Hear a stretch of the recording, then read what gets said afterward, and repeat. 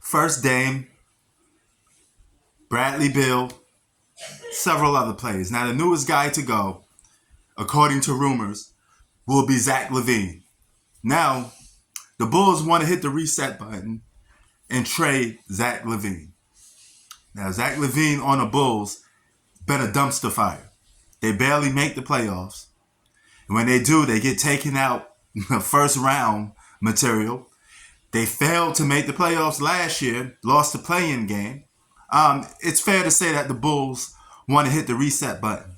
Now, out of all the teams that Zach Lavine could be linked to, I find it funny that everybody that's on the move is always linked to the Lakers. Now, I don't care about Laker rumors because everybody's linked to the Lakers.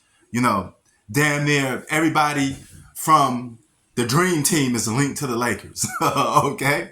So, I'm not going into detail with that because the Lakers will be giving up a lot of role players for Zach Lavine. All right? There's no but ifs about it. A trade will look under the sorts of something like Austin Reeves, Black Japanese, Raul Chimara, D'Angelo Russell, a couple first-round picks, and a second-round pick. I think Lakers have one first-round pick and one second-round pick, if I'm not mistaken. So all of that will have to be gone. And the Lakers will become the Los Angeles Clippers with Zach Lavine. To me, Lakers just need to keep what they got. They on a winning streak. Just win games with the players you got. Okay?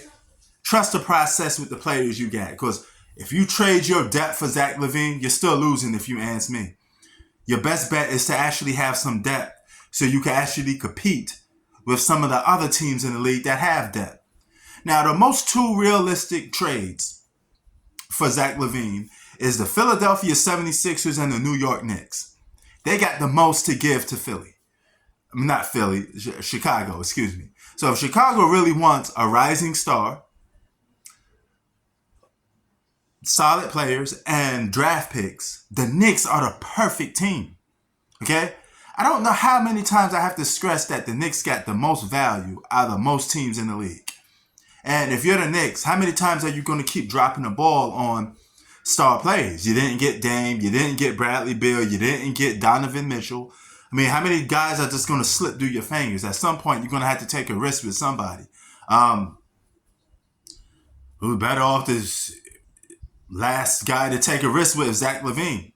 I mean, he had put up a lot of points with the Knicks, and the Knicks could give away some of their draft picks, probably give away a Julius Randle, right? And still manage to keep a lot of their depth with Zach Lavine.